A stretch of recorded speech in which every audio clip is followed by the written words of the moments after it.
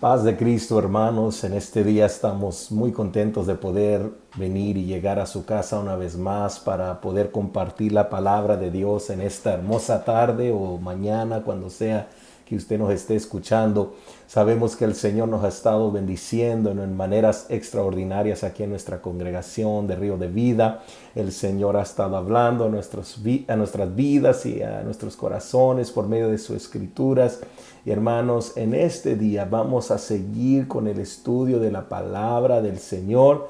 En Primera de Samuel capítulo 11 vamos a estar nosotros estudiando la escritura una vez más. Abra su Biblia porque Dios nos va a hablar. Pero antes de ello, ¿por qué no oramos? Gracias, Señor, por la bendición de poder reunirnos en este día para poder, Señor, estudiar tu palabra. Habla a nuestras vidas, a nuestros corazones, que sea de bendición a nosotros, Señor. Te pido, si hay alguien que se encuentra necesitado, necesitada en esta hora, que tú toques sus vidas, Señor, que tú hagas algo especial en sus vidas. Padre, que tú seas glorificado en el nombre de Jesucristo. Amén y amén. Hermanos, les quiero invitar que si no lo ha hecho, comparte, hermanos, este video, compártalo con alguien, una persona, un amigo que necesita que escuchar palabra de Dios, alguien que quizá le gusta entrar a la palabra. Compártalo, vaya a nuestra página de Facebook, lo que sea, pero compártalo en Facebook. Pero vamos a estudiar palabra de Dios en este día. Abra su Biblia, como hemos dicho ahí en Primera de Samuel capítulo 11. Y vamos a ir versículo por versículo entrando a la palabra de Dios en este momento. Versículo 1 dice, del capítulo 11, después subió Naas amonita y acampó contra Jabes de Galaad. Y todos los de Jabes dijeron a Naas, haz alianza con nosotros y te serviremos. Y Naas amonita le respondió, con esta condición haré alianza con vosotros, que a cada uno de vosotros saque el ojo derecho y ponga esta afrenta sobre todo Israel. Entonces los ancianos de Jabes le dijeron, danos 7 días para que enviemos mensajeros por todo el territorio de Israel, y si no hay nadie que nos defienda, saldremos a ti. Qué interesante, hermanos. Primero tenemos que empezar con esto, que los amonitas eran descendientes de una relación ilícita, pecaminosa, de el sobrino de Abraham, Lot, y la hija de Lot.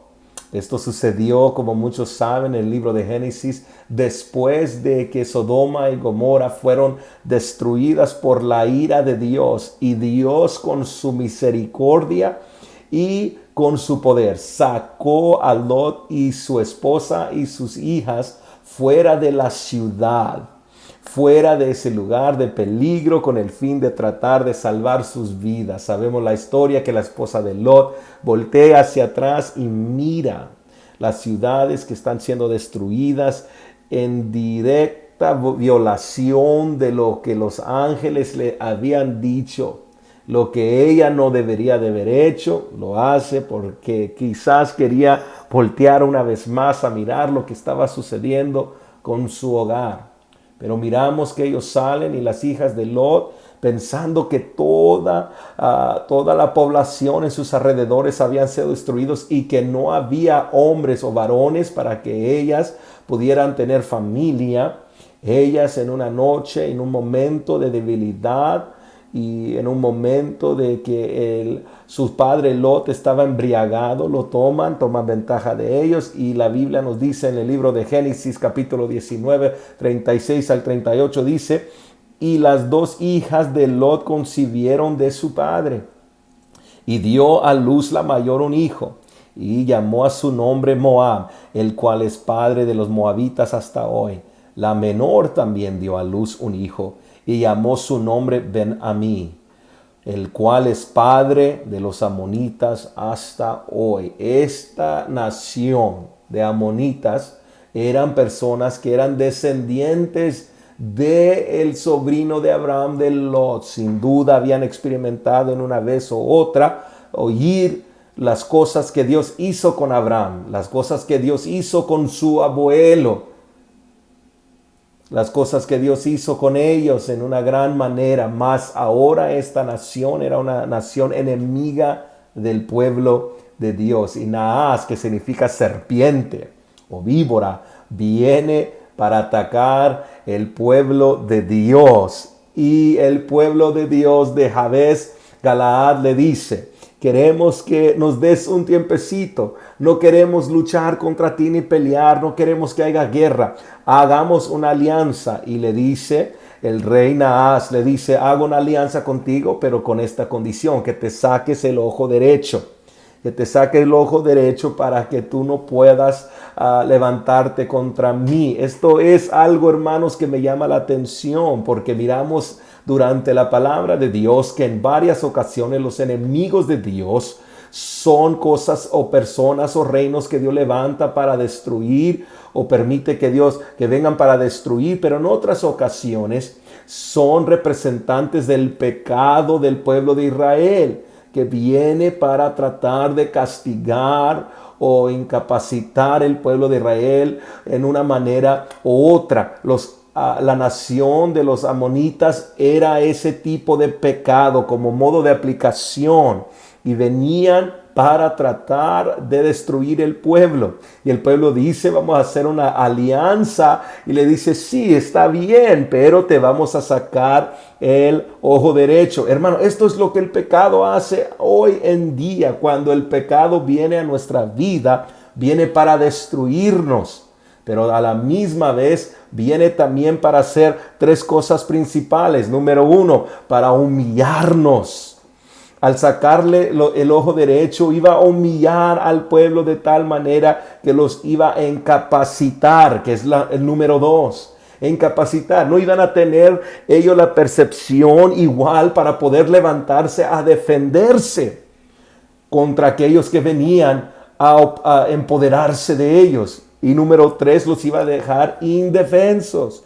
No podían ellos realmente aprender o entrenar bajo este nuevo reino, un nuevo rey que viene para destruirlos, para defenderse. No, eso les dice: te voy a sacar el ojo derecho, vas a quedar humillado, incapacitado, indefenso. Y así es lo que el pecado hace en nuestras vidas hoy en día. Nos quiere humillar, nos quiere incapacitar, nos quiere dejar indefensos. Jesús dijo en una ocasión en el libro de Juan capítulo 8 versículo 34, dice: Jesús le respondió: de cierto os digo, que todo aquel que hace pecado, esclavo es del pecado. En otras palabras, el pecado viene a nuestra vida, llega a nuestros corazones y a nuestra mente para hacernos esclavos. Una gente indefensa, un pueblo incapacitado, un pueblo que no puede defenderse,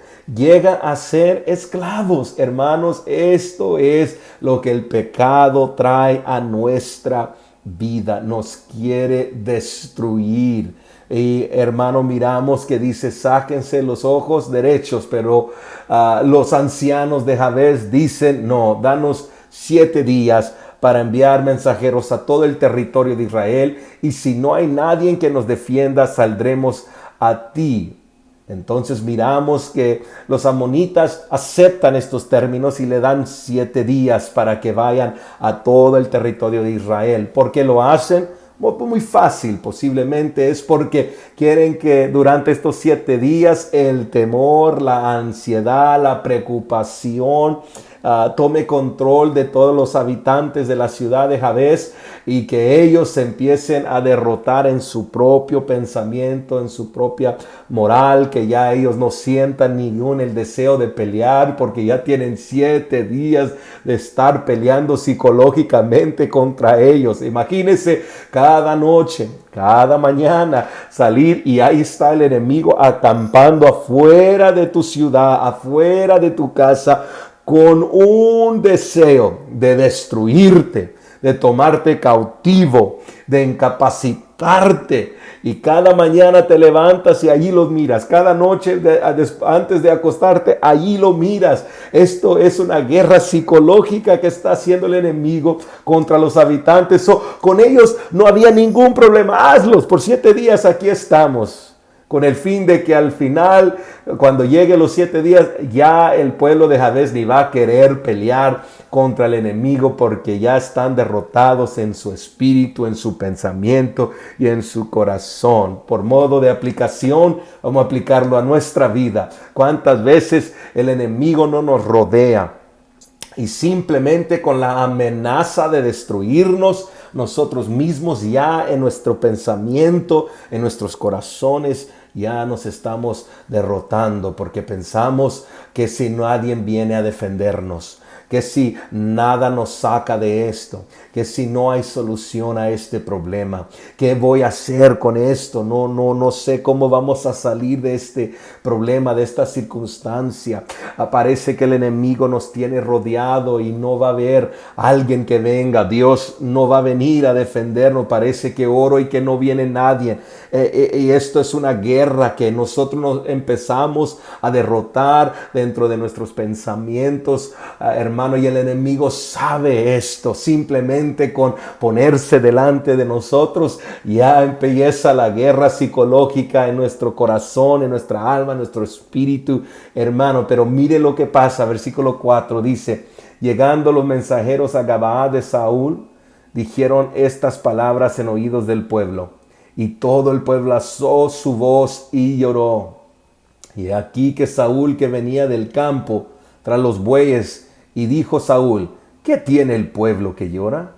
Y le contaron las palabras de los hombres de Jabes. Al oír Saúl estas palabras, el Espíritu de Dios viene sobre él con poder, y él se encendió en ira en gran manera. ¿Qué sucede? La Biblia dice que al oír que el pueblo de Dios estaba siendo amenazado, el Espíritu de Dios se mueve sobre el líder de Dios y dice: hay que hacer algo. Se encendió la ira en gran manera. Hermanos, pudiéramos hablar por mucho tiempo sobre esto, y si tú me escuchas, esto es lo que sucede cuando los hijos de Dios están siendo amenazados. El Espíritu de Dios se empieza a mover, se debe de mover, especialmente y empezando con el liderazgo de las iglesias y las congregaciones,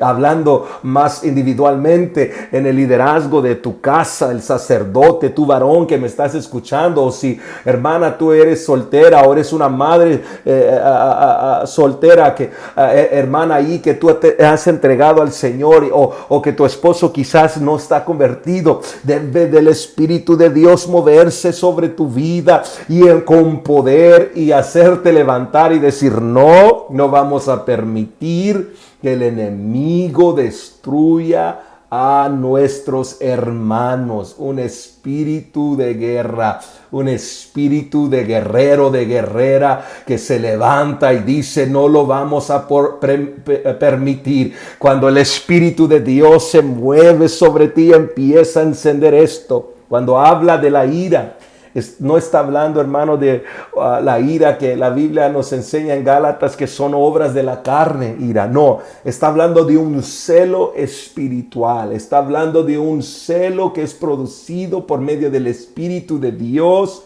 para levantarse a defender su pueblo. Sabemos que la Biblia nos da en ocasiones permiso para dejar que ira entre a nuestro corazón en una manera que no nos lleva a pecar. Esto es extraño para muchos, porque cuando oímos del Espíritu de Dios moverse sobre unas personas, usualmente pensamos inmediatamente sobre los dones del Espíritu, o pensamos inmediatamente sobre los frutos del Espíritu: ese gozo, paz, paciencia, templanza, benignidad, tantas cosas, mansedumbre. Todo esto son los frutos del Espíritu, y pensamos en eso. Pero hay ocasiones en la vida cuando el Espíritu de Dios se mueve con un santo celo, con una ira santa y divina, con el fin de estimular el creyente o la persona que está llena del Espíritu de Dios, estimularlo a ella o a él que se levante y guerree en el Espíritu por eso. Mire lo que dice Efesios 4:26, dice: airaos, pero no pequéis, no se ponga el sol sobre vuestro enojo, ni dejéis lugar al diablo. Esta escritura está hablando sobre el enojo natural, que hay momentos en nuestra vida donde nos enojamos sin duda, donde nos molestamos, donde estamos en un desacuerdo quizás con nuestro cónyuge o con nuestro prójimo o con familiares o en el trabajo. Llegan estos momentos de que uno se enoja, y dice Pablo a los Efesios, dice: airaos, sí, te puedes enojar, pero no pequéis. No llegues al momento donde empiezas a condenar o o decir malas razones o empezar a llegar a golpes con personas. Dice Pablo: es natural que tú te enojes, pero no des lugar al diablo, no des lugar a que ese enojo se convierta en una ira de pecado, donde empiezas a pecar por medio de tu boca, por medio de tus pensamientos, por medio de tus acciones. Esto es ese tipo de enojo, pero también hay otro tipo de enojo. La Biblia dice, nos enseña que Jesús en el libro de Marcos 3, 1 al 3, más bien 1 al 5, dice: Jesús en la sinagoga, otra vez Jesús entró en la sinagoga y había ahí un hombre que tenía seca una mano, y le acechaban para ver si en el día de reposo le sanaría, a fin de poder acusarle. Entonces dijo al hombre que tenía la mano seca: levántate y ponte en medio. Luego dice, y les dijo: ¿es lícito en los días de reposo hacer bien o hacer mal, salvar la vida o quitarla? Pero ellos callaban. Entonces, mirándolos alrededor con enojo, dice la palabra de Dios, hablando de Jesús, mirándolos alrededor con enojo,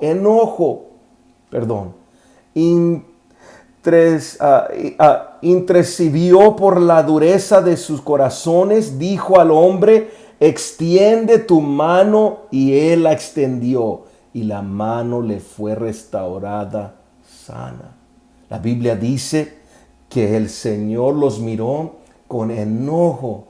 ¿Por qué con enojo? Porque el Espíritu de Dios produce un celo dentro de Jesús, Dios manifestado, porque al mirar los corazones de ellos no estaban interesados en este hombre que tenía necesidad. No les preocupaba la necesidad de este varón que tenía la mano afectada. No, ellos simplemente estaban buscando una manera de atraparlo a él, y no les importaba que este hombre tenía necesidad de un milagro de sanidad para que su vida sea completamente restaurada a él. Y este enojo viene a Jesús, un celo, y le dice: no, aquí va a pasar algo, no me puedo quedar callado. Y hermano, esto es lo que sucede cuando el Espíritu de Dios se mueve y produce un celo. Nos mueve a hacer algo, nos mueve, nos estimula. Es imposible que un hijo de Dios lleno del Espíritu Santo pueda mirar los ataques del enemigo en sus congregaciones, en sus hermanos y hermanas en Cristo, y aún en nuestra nación que estamos viviendo, y que no se mueva el Espíritu de Dios y produzca un celo, un deseo, que es tiempo de levantarnos a hacer algo, de luchar en una guerra espiritual, de ayunar más, de orar más, de clamar al Señor más, de predicar el Evangelio más. Esto es lo que debe de producir. Vamos, pero seguimos en nuestro estudio. Aleluya. Dice, versículo 6.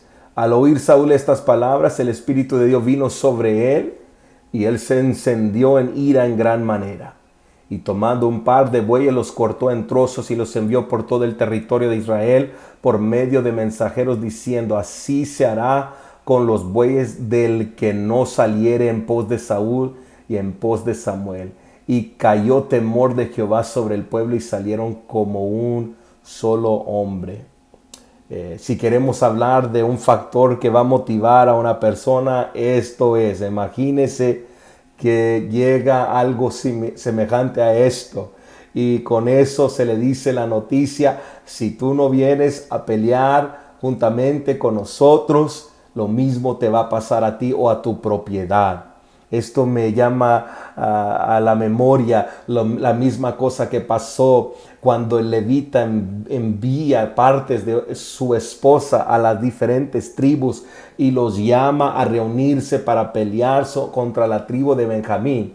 Pero ahora es uno de la tribu de Benjamín, Saúl, llamando a toda la nación de Israel que se junte, porque hay un ataque con el pueblo de Dios y hay que hacer algo. ¡Qué maravilloso! Déjeme un momentito hacer esto. Hermanos, una vez más quiero decir, cuando miremos un amigo, hermano, creyente, hijo de Dios siendo atacado por el enemigo, lo que debemos de ser como pueblo de Dios es reunirnos para interceder y pelear por ese hermano, hermana, hijo de Dios, y no dejar que el enemigo los deje cautivos sin que nadie los defienda. Aleluya. Seguimos leyendo. Versículo 8. Y los contó en Bezec y fueron los hijos de Israel 300,000 y 30,000 los hombres de Judá. Y respondieron los mensajeros que habían venido: así diréis a los hombres de Jabes de Galaad: mañana, al calentar el sol, seréis librados. Y vinieron los mensajeros y los anunciaron a los de Jabes, los cuales se alegraron. Pues cómo no, mi hermano. Imagínese el enemigo acampando fuera de su ciudad por 7 días. Y ahora ellos en su mente por 7 días preguntando, cuestionando, dudando: ¿vendrá alguien para defendernos? Y ahora llega la noticia: sí, aquí vienen tus hermanos, aquí vienen los hijos de Dios, el pueblo de Dios, para defenderte, para pelear.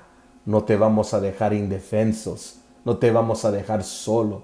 Soldado de Dios, hijo de Dios, hija de Dios, que me estás escuchando hoy en este momento por medio de este medio, quiero decirte que no estás solo o sola. Tienes una congregación que está orando por ti, un pastor que está orando por ti. Si tú no te congregas en un lugar donde alaba y adoran al Señor, donde se predica la sana doctrina y la verdad y el Cristo poderoso de la palabra del Señor, te debes de congregar, porque hay algo poderoso, hermanos, cuando hay un pueblo que pelea juntos, que lucha contra el enemigo. No estás solo hoy. No estás sola hoy. Seguimos. Dice: aconteció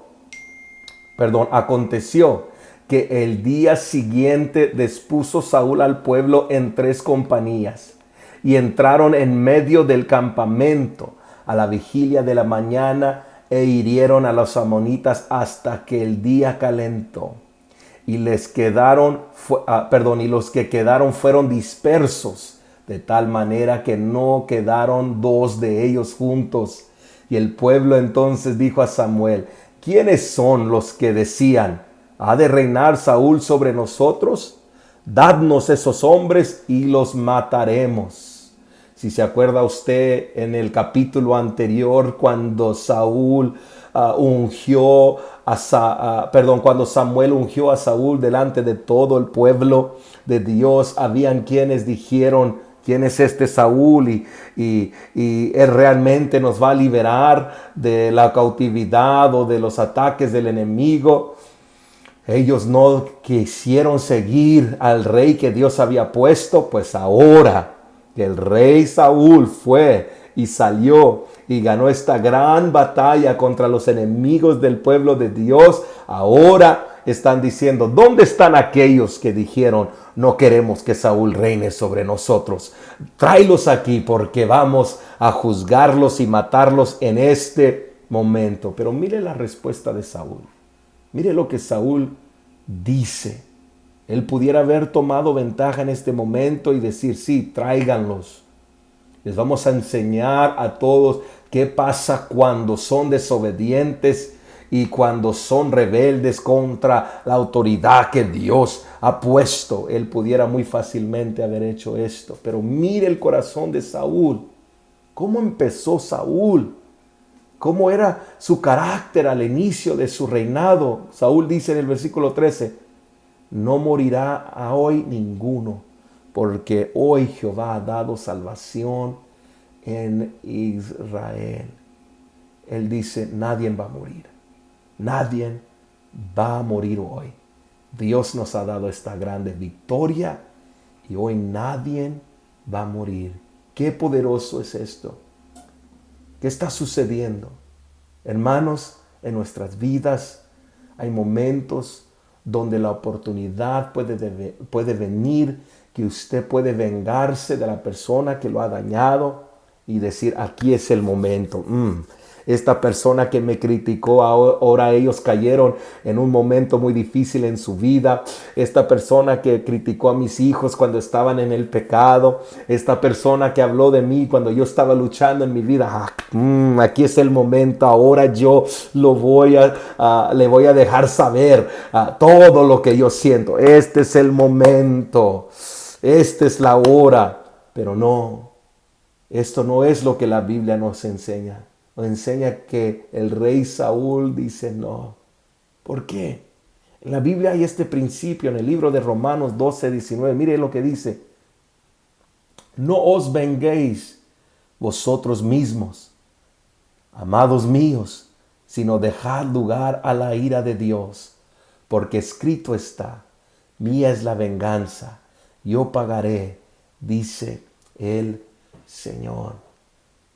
¿Qué nos dice el escritor a los romanos? Le dice, tú no tomes oportunidad para tomar venganza contra aquellos que te han dañado, lastimado, herido. No, dice, mejor da lugar a la ira de Dios. Deja que Dios pelee esa batalla. Deja que Dios se encargue de eso. Deja que Dios te dé la victoria y tú no tomes manos en esto. Deja que Dios se encargue y Dios se encargará. Mire qué especial es esto, hermanos, porque usted y yo podemos estar peleando batallas que no son nuestras para pelear. Tomando manos en el asunto que no es para nosotros controlar. Hermanos, y no puede Dios darnos la victoria si a la misma vez nosotros estamos tratando de pelear para ganar nuestra propia victoria con nuestras propias fuerzas. No. O lo dejamos que Él pelee o nosotros controlamos la situación. No, yo prefiero que Dios controle la situación y que Él nos dé la victoria. Que Él nos dé lo que Él nos quiere dar. Y hay alguien en este momento, quizá necesita que escuchar esto, que tú has peleado, has tratado de pelear tus propias batallas, pero es tiempo de dejar que Dios pelee esa batalla hoy. Es tiempo de soltarlo, decirle, Señor, yo lo he tratado de ser, pero tuya es la venganza, tuya es la victoria, tuya es la gloria. Señor, ya, voy a dejarlo en tus manos y dejar que tú hagas lo que vas a hacer. No voy a parar de orar, no voy a parar de ayunar, no voy a parar de buscarte, no voy a parar de poner mi parte, pero ya no voy a pelear contra eso, voy a dejar que tú ganes la victoria. Hermano, en esos momentos no es tiempo de vengarse, no es tiempo de decir, hasta lo saborea, a tomar ventaja, voy a tomarla. No, es tiempo de decir, Señor, tú te encargas. Y especialmente si es un hermano en Cristo. Especialmente si es un hijo de Dios, que quizás en un momento de debilidad hizo algo contra ti y te dañó. No es tiempo de decir, Señor, destruye. No, es tiempo de decir, Padre, ten misericordia. ten compasión. Dale, Señor, ese amor. Terminamos el capítulo.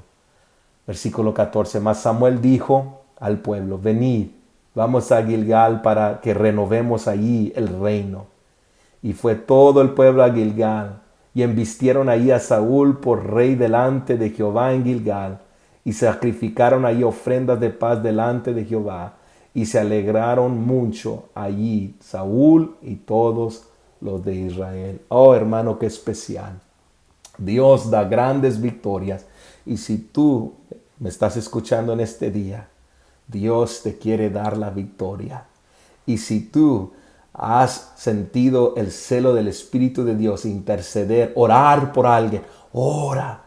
Ponte a orar ahí donde tú estás. Si Dios lo puso en tu corazón, quizás el hermano, la hermana está luchando, un amigo, pariente, este familiar, y Dios te está llamando a ti. Intercede, deféndelos por medio del Espíritu de Dios. Hazlo en este día. Hermanos, seamos sensibles a Dios y dejemos que Dios pelee nuestra batalla. No dejemos que el pecado venga y nos haga esclavos. No, hermano, si el pecado está a la puerta y te está llamando, no, ciérrala la puerta. Llama a tus hermanos que te ayuden a orar. Llama al pueblo de Dios que te ayude a interceder. Y llama al Dios de tu vida que pelee por ti, porque no te va a dejar indefenso, indefensa.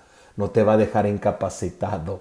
Dios va a darte la victoria. No tengas ansiedad, no te preocupes, aunque mires el enemigo a la puerta, Dios no te va a dejar. Aleluya. Oremos. Gracias, Señor, por tu palabra, por tu misericordia, por tu Espíritu Santo en este día. Te pido, si algún hermano, hermana, amigo me está escuchando en este día y está luchando, peleando, Señor, contra el pecado, contra cosas que han venido a amenazar su paz, te pido, Señor, en este momento que tus ángeles, Señor, peleen, Señor, en su favor. Padre, que el ángel de Jehová acampe alrededor de los que te temen y tú los defiendas, Señor, en este momento. En el nombre de Jesucristo yo cubro a toda la iglesia de Río de Vida, Señor, con esta oración. Protégelos y líbralos, Señor, en el nombre de Jesucristo. Guárdalos. Y en este día, Padre, dejamos la lucha, la batalla en tus manos. Tú toma control y da paz, Señor. Da paz a tu pueblo, da paz a tus hijos. Da paz, Señor, al que te busca de todo corazón. En tu nombre oramos, en el nombre de Jesucristo. Dios te bendiga, hermano, hermana, amigo. Dios te bendiga, iglesia. Los esperamos la siguiente.